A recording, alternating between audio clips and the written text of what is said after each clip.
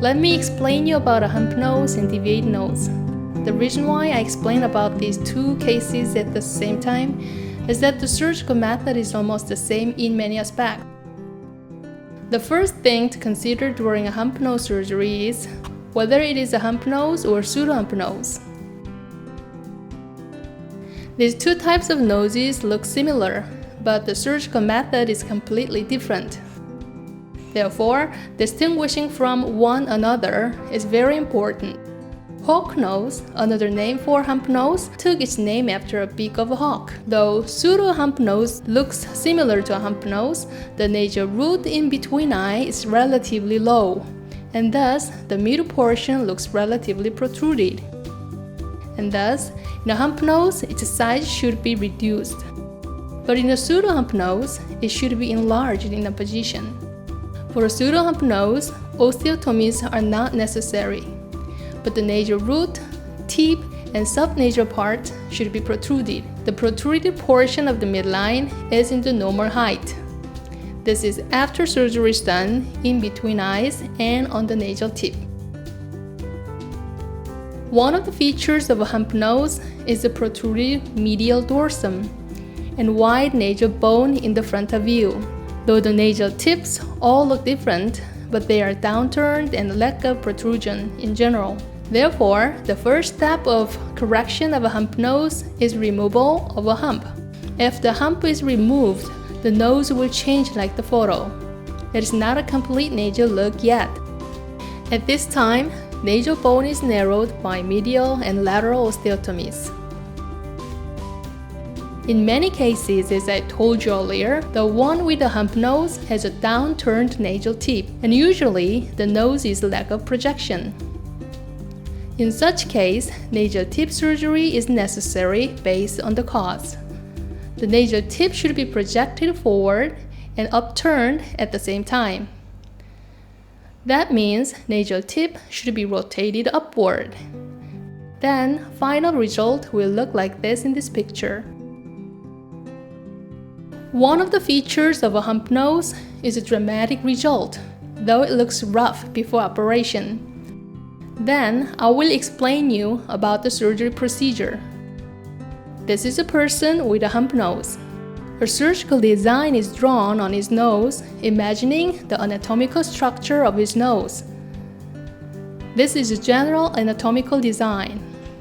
Nasal bone, upper lateral cartilage, lower lateral cartilage. Then, nasal hump should be removed. In order to get rid of a hump, the degree of the hump should be diagnosed from the profile view, and it should be also estimated whether the hump needs to be removed or not. There are diverse ways to reduce the nasal dorsum, but according to the surgeon's experiences and preferences, different osteotomies or rasping, a method to grind a bone, can be used. Most surgeons tend to use osteotomy for a big hump and rasping for a small hump or for slight shape change. This is how to get rid of a hump by osteotomy, and the lower picture shows the hump taken out from the nose. You should understand that 2/3 of a nasal hump is composed of cartilage and 1/3 of bone. Therefore, the hump is mostly bony substance. After the hump removal, nasal bone shift or osteotomies are performed to gather the nasal bone. First, medial osteotomy is applied. In definition, medial osteotomy is a process of cutting and separating a nasal bone from a nasal septum, a bony septum which is located in the middle of a nose. Lateral osteotomies come after the medial osteotomies, in which the width of nose is narrowed, beautiful broad tip line is shaped, a deviated part is corrected, and the nasal roof is closed, which is open after the hump removal. You are watching the process of medial and lateral osteotomies. The surgeries not only narrow the nasal bone, But also, if the nasal bone is depressed and narrow, widen the narrowed nasal bone by shifting the nasal bone outward. Next, I will talk about a special rhinoplasty called spreader graft. After osteotomies, if nasal bone is narrowed too much, there can be airway obstruction. So, a cartilage should be grafted at 1/3 point of its height in order to widen inside of the nose and prevent it from getting too narrow. Like in picture A, after the hump is removed, the frontal portion of the nose is open as in the picture B, and thus the nasal bone should be gathered through lateral and medial osteotomies. Then the nasal bone may get very narrow like picture C. Spiral graft is a way to prevent such a symptom.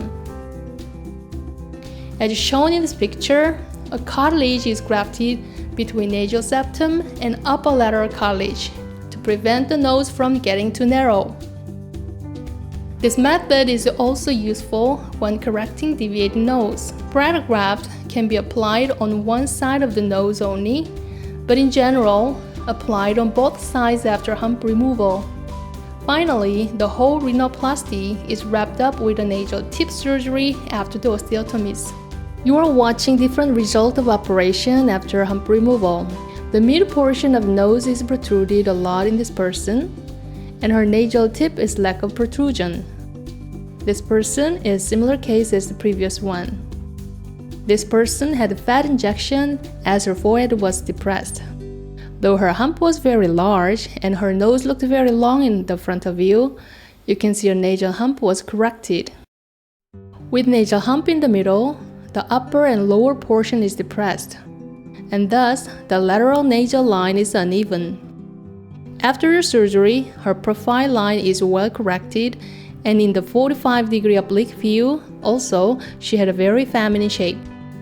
Though the surgical method for a deviated nose is similar as a hump nose, the deviation correction should be added. I will explain how to correct this.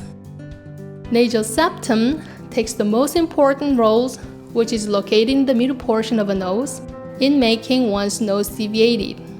Generally, as the nose gets deviated to the direction as the nasal septum goes, correcting nasal septum is the core of the surgery. Seeing from the photo, his nasal bone is wide and its tip is deviated to the left side. From the profile view, it looks like a hump nose. Before operation, when designing for surgery, the nasal bone should be divided into upper and lower parts. Applying the same method as in a hump nose surgery, the hump in the middle should be removed by osteotomies. This kind of instrument is used. By medial and lateral osteotomies, nasal bone is shifted. These are the tools to be used in medial and lateral osteotomies. The red arrowed area should be saved from the osteotomies and should be pressed to be broken by fingers. That's how the nose don't move after the osteotomies and get stability. Septoplasty is as important as osteotomies for correcting deviated nose. Septoplasty is a procedure to relocate and deviated septal base to the right position. The deviated part of the midline should be corrected by septoplasty. If necessary, turbinoplasty is performed at the same time. The septal cartilage harvested through septoplasty is grafted at the opposite side of the deviated part as shown in the picture. When the deviation is not corrected completely by spreader graft, rotational suture method is applied, in which lateral and septal cartilages are rotated. This is right after the operation. After operation, it should look overcorrected. The preoperative view shows that his nose is deviated to the left, but the postoperative look to the right instead. The reason for this is because the nose is prone to go back to the original status to the left in this case. Therefore, right after the operation, it should look as if it is overcorrected to guarantee the satisfactory result later on. The post-operative profile look is almost same as in the hump nose surgery. As he had a deviated nose, I will show his pre- and post-operative look. As shown in the left picture, his nose was deviated to the right severely before operation, but it is well corrected in the method previously explained above. This person's left side of the nose was severely depressed, and in opposition, the right side was protruded. His post-operative view seems to be corrected well. Seeing from the picture, his nose is deviated to the right and his cartilage is deviated to the left, and thus his nose looks like the letter C. In order to check if the deviation was corrected or right, it should be observed from the above. His nose was deviated before operation, but it was well corrected after surgery. Hump nose and deviated nose surgery belong to the most difficult cases of rhinoplasty. Especially the deviated nose surgery does. However, the surgery results are dramatic. As in other surgeries though, possibilities of side effects are always there as long as you have enough knowledge in rhinoplasty, and if the surgery is performed well, the surgical risk is not that serious. A dramatic result will come upon you. Thank you.